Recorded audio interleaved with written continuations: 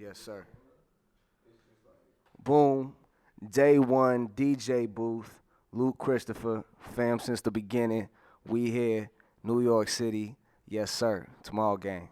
Yeah, so I'm gonna talk about the outro and just to the new tape tomorrow part two and how I basically wanted it to feel like it was the end of something, but at the same time the beginning of something much bigger. And initially when I was producing it, like the actual music behind it, I was like, yeah, I just want to do a poem, just something that's kind of like smooth and not overdoing it. Um, but by the time I was making it and it was feeling the rhythm and stuff, I was like, yo, gotta throw a verse on this. And I didn't want to put any drums on it neither. I wanted to keep it like mad, like different.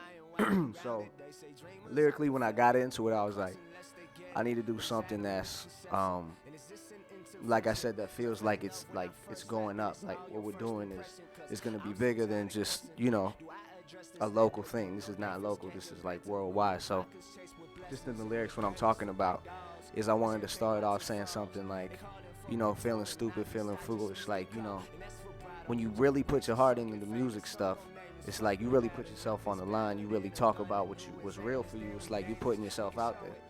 And I wanted to say that, but just say it honestly with not holding back anything. And so what I kind of did with the verse was talk about how you win some, you lose some. But when you win some, it's like you got to learn how to take that with a grain of salt and continue to be humble and strong and smart. When you lose some, you got to do the same. So the outro is talking about that. It's talking about some of the things we've been through and how, when you're trying to do something that's really big and really positive, you get a lot of lashback. You get a lot of people that's doubting. You get a lot of, you get a lot of hate.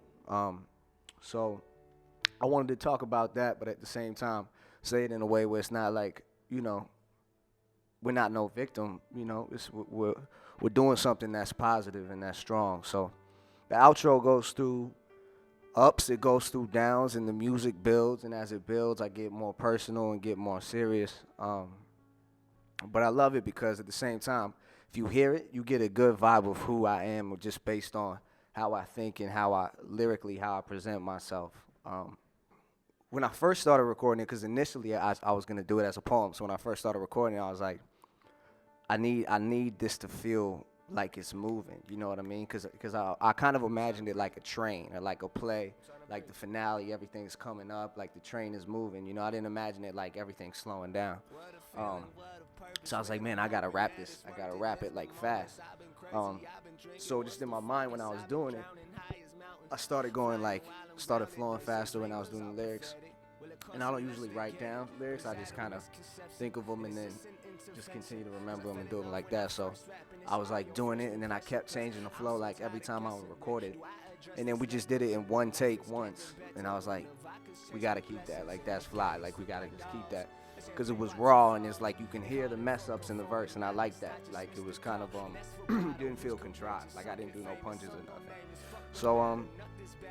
So yeah, it has that feel overall, I think, as a record. Just something that's super raw and super just homegrown, Yeah, it was going to be the outro. Like, I want to do orchestra. Like, when I was doing the strings, I was like, yeah, we got to get it big and, like, do a thing, like, really feel like a culminating outro, like the curtains are closing, you know what I mean? Something like that. So, yeah.